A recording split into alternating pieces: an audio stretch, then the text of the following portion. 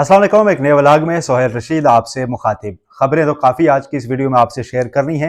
आपको बताऊंगा कि कैसे आज से गिनकर अगले 7 दिन जो हैं वो क्यों बहुत अहम तरीन हो चुके हैं। उसमें ऐसा क्या हो सकता है जो हुकूमत के लिए बहुत ज़्यादा शॉकिंग हो सकता है। लेकिन पहले ज़रा एक दिलचस्प सिचुएशन समझ लीजिए। चीफ जस्टिस याहिया अफरीदी के मनसब संभालने के बाद वो लोग जो जस्टिस मंसूर अली शाह का रास्ता रोकने पर बहुत बगलें बजा रहे थे, वो सहाफ़ी, वो तज्जियाकार, उसके बावजूद जब उन्होंने हल्फ उठाया उसके बाद होने वाली डेवलपमेंट्स पे कुछ ज्यादा खुश नहीं दिखाई दे रहे थे। यूं समझ लीजिए कि अंदर ही अंदर हल्की आंच पर पक रहे थे और अब धुआं निकलना शुरू हो गया है। मैं उन लोगों की बात कर रहा हूं जो हुकूमत की मदहा सराई में यदे तुला रखते हैं और जो हुक्मरानों के जुल्म को भी कसीदों से सरफराज करते हैं।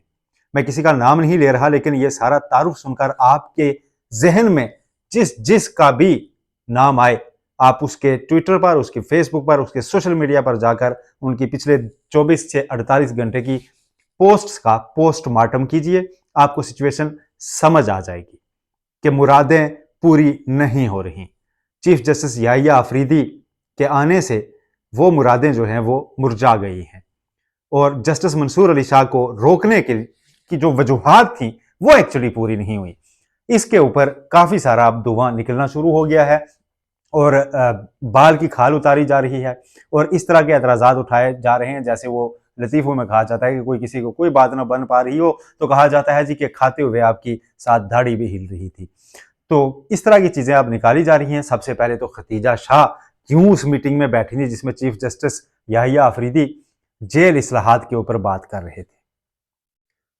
पंजाब को क्यों पिक किया गया, पहले पंजाब की जेलों की बात क्यों की जा रही है, इस तरह के एतराजात हैं।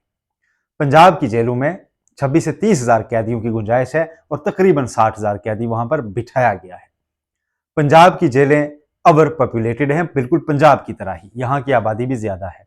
सबसे ज्यादा शिकायत पंजाब की जेलों से आती रही हैं कि हमें अच्छे से ट्रीट नहीं किया जा रहा। माजी में chief justice Islamabad high court justice Athar Minallah ने एक कमीशन भी बनवाया था। उस वक्त शीर मजारी इंसानी हकूक की वजीर भी थी। उस कमीशन ने जो रिपोर्ट्स दी थी उन्होंने हालत जार की तस्दीक की थी।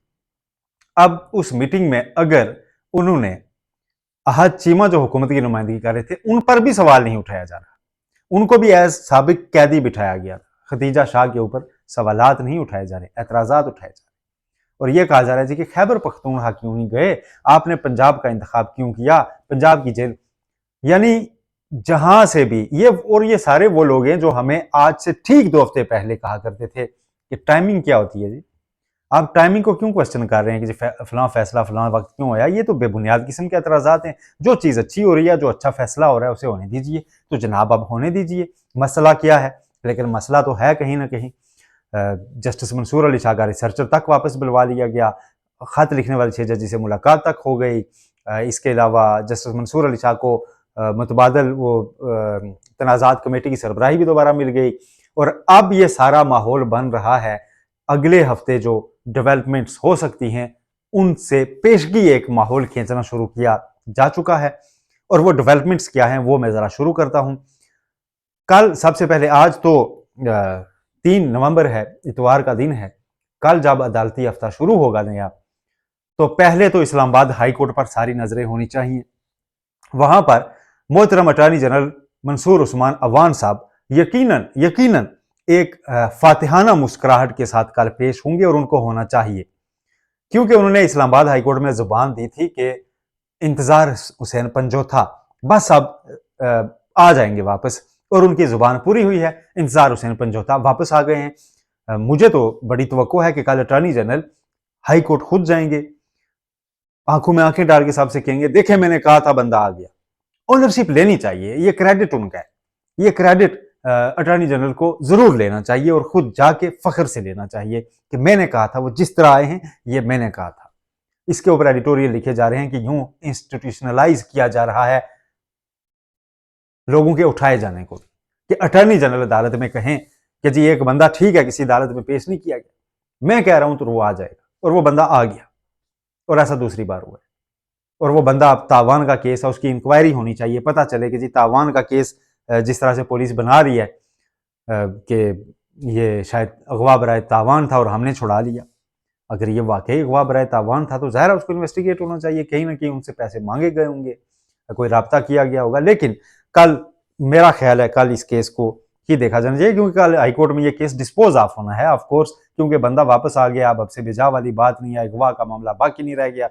शायद इस्लामाबाद हाईकोर्ट इस पर कोई फर्दर इंक्वायरी ऑर्डर करे, लेकिन अटॉर्नी जनरल को कम अज कम उनकी जुबान के मुताबिक बंदा वापस आया, जैसे भी आया, लेकिन उन्होंने कहा था आ गया, तो उनको मेरा ख्याल है जाकर वो इसकी फखरिया ओनरशिप तो लेंगे। तो पहला केस तो कल का ये होगा, लेकिन इस केस के बाकी जो हमारा आज मुद्दा है उससे इसका बरह रास्त ताल्लुक नहीं है। अब आगे जरा नोट कीजिए कि इस हफ्ते के दौरान मैंने क्यों कहा कि बहुत अहम वाकयात होने हैं, बहुत अहम पेशरफ्त ऐसी हो सकती हैं जिसके ऊपर हुकूमत के लिए दचका हो सकता है और हुकूमत को मुसलसल माइक्रो मैनेजमेंट का सामना करना पड़ेगा, चीजें हैंडल करने के लिए उस सिचुएशन का सामना करना पड़ेगा। एक तो कल 190 मिलियन पाउंड स्कैंडल की अडेरा जेल में दोबारा समात है, और उसमें प्रोसिक्यूशन की पूरी कोशिश है कि जरा मुकम्मल हो तफ्तीशी अफसर पर, और उसके बाद बयान लिए जाए इमरान खान और बुशरा बीबी के, और ये केस इसका फैसला हो जाए। इमरान खान, मैंने आपको कल भी बताया था कि वो ये उनके वकला चाहेंगे कि पहले हाई कोर्ट का केस दोबारा लगे, जहां हमने इस केस को ही चैलेंज किया हुआ है, हमने एक्विटल की बरियत की दरखास्त डाली हुई है, पहले वो डिसाइड हो ना कि ये डिसाइड हो। तो ये दोनों सिचुएशंस कल सामना हो सकता है, और अगर कल बुशरा बीबी दोबारा ना आई तो फिर ऐन मुमकिन है कि उनके वारंट दोबारा जारी हो जाएं। FIA पहले ही उनकी जमानत मनसूखी के लिए सुप्रीम कोर्ट जा चुकी है। इन सारी चीज़ों से एक चीज़ तो सामने आ रही है कि शायद जुडिशरी में जो बदलाव आया है 25 अक्टूबर के बाद, चीफ जस्टिस काजी फायसा की रुखसत के बाद, और उनका जो डैमेज डाला हुआ है जुडिशरी के अंदर, उसको रिपेयर करने के लिए जो इकदाम नए चीफ जस्टिस याहिया अफरीदी ने किए हैं अब तक, उनसे ही ये सारा पैनिक है। जो ये कई सारे तज्जियाकार जिनको शायद लगता है कि अब बात वैसी नहीं रही, वो बहुत ज्यादा परेशान है, और कोई हो ना हो। तो चीफ जस्टिस याहिया अफरीदी ने बाय द वे किया है, पहले इसका तो आता, क्या उन्होंने कोई बड़ा सोमोटो ले लिया है? नहीं। क्या उन्होंने किसी केस में ऐसे रिमार्क्स दे दिए? नहीं। उन्होंने क्या है, उन्होंने किया ये है कि उन्होंने आके सीनियरिटी प्रिंसिपल के तहत जस्टिस मुनीब अख्तर को दोबारा कमेटी में शामिल कर लिया। उन्होंने एक सदारती ऑर्डिनेंस के नतीजे में एक सीनियर जज को जैसे निकाल दिया गया था फौरी तौर पर, उस रवश के खिलाफ उन्होंने जाके उसको वापस रिस्टोर किया। उन्होंने सुप्रीम कोर्ट के अंदर आके मामला बेहतर करने की कोशिश शुरू की है। उन्होंने सबको अपना हक देना शुरू किया है। उन्होंने फुल कोर्ट मीटिंग बिठा ली, सब जजेस उनके साथ एग्री हो गए, और ये चीज हजम नहीं हो रही। अब सब जजेस अगर हो गए एग्री तो बस ठीक है ना, आगे चलने दें। अब सुप्रीम कोर्ट है, उसके अंदर की क्या सियासत हर वक्त डिस्कस किए रखनी है कि सियासत हो रही है? नहीं हो रही ना, बस एक नए चीफ जस्टिस आए, उन्होंने मैनेज कर लिया, इतनी चीज काफी है। लेकिन उस पर खुशी नहीं है कई लोगों, वो समझते हैं कि नहीं, वो फिर ये बात, ये सारे जो वाकयात हैं ये इशारा करते हैं कि तवक्को जो थी कि जस्टिस मंसूर अली साहब, जस्टिस मुनीब अख्तर, इनकी छुट्टी होगी, ये इस्तीफे देंगे, ऐसा नहीं हुआ। तो ये सारी चीजें जो हैं वो अब सामने आ रही हैं। अच्छा, वापस आते हैं उसकी तरफ के मामला क्या है। कल तो ये 190 मिलियन पाउंड स्कैंडल है, पंजोता साहब का केस है, ये हो जाएगा। उसके बाद परसों 5 नवंबर, ये बहुत अहम दिन है। 5 नवंबर को दिन 2 बजे जुडिशल कमीशन का पहला इजलास होगा 26वीं आईनी तरमीम के बाद, जिसमें आईनी बेंच या आईनी बेंचेस तश्कील दिए जाएंगे। अब ये एक बेंच बनता है या 2 बनते हैं, ये भी सामने आ जाएगा। हुकूमत किसे आईनी बेंच का सरबराह देखना चाहती है, ये भी सामने आ जाएगा।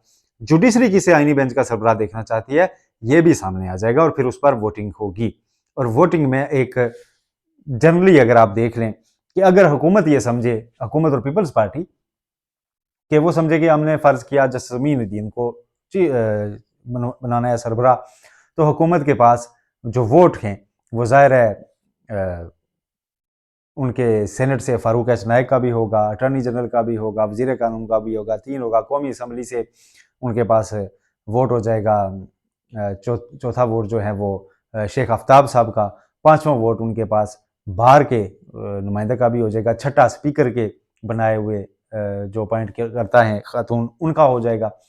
तो खींच तान के अक्सरियत जो है ना वो, और एक वोट अंदर से भी मिल जाएगा। फिर अगर जसमीन को कहा तो जसमीन खुद को तो वोट दे ही देंगे। क्या खुद को वोट देना भी होगा या नहीं, अब ये देखना है जुडिशल कमीशन कैसे वर्क किया करेगा, क्योंकि ये तो बड़ा एक ऑक्शन टाइप चीज होगी कि जी बेंच का सरबराह चुना जा रहा है, शूरा बैठी हुई है और बेंच का सरबराह चुना जा रहा है।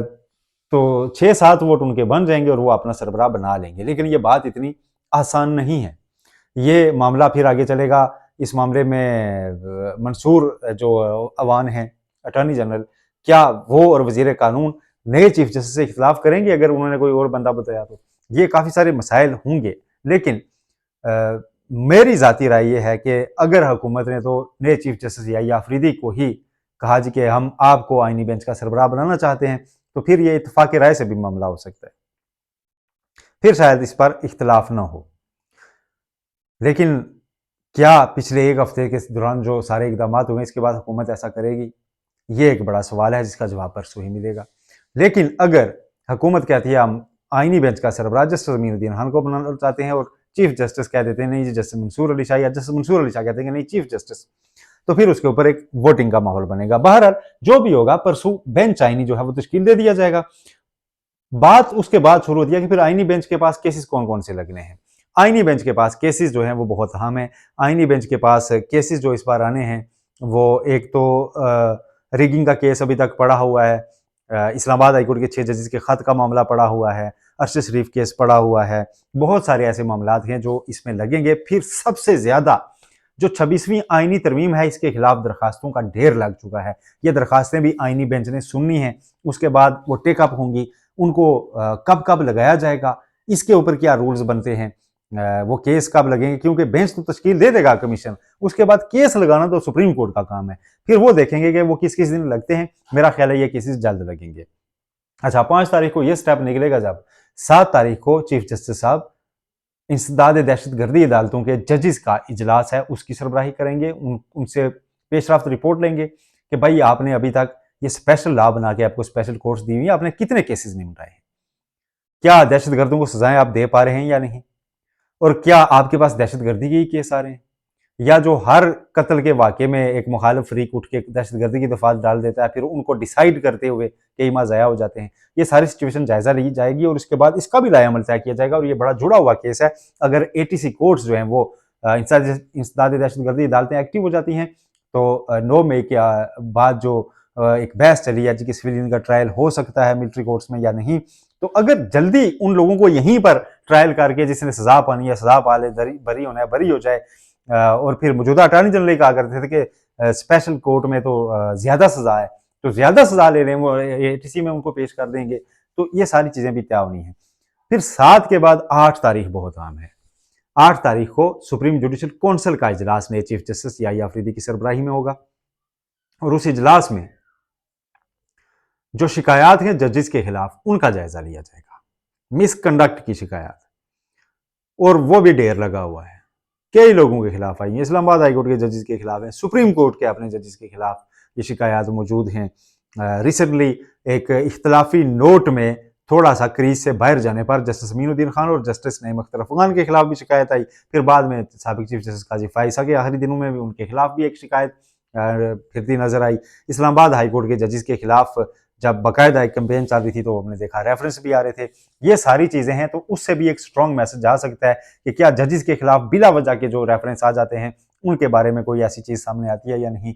ये चीजें सारी इस एक हफ्ते के दौरान तय पानी है और इस हफ्ते के दौरान अहम मुकदमात फिक्स भी हो जाएंगे 184(3) के जितने भी केसेस हैं, क्योंकि सुप्रीम कोर्ट अब स्पीड से काम कर रही है।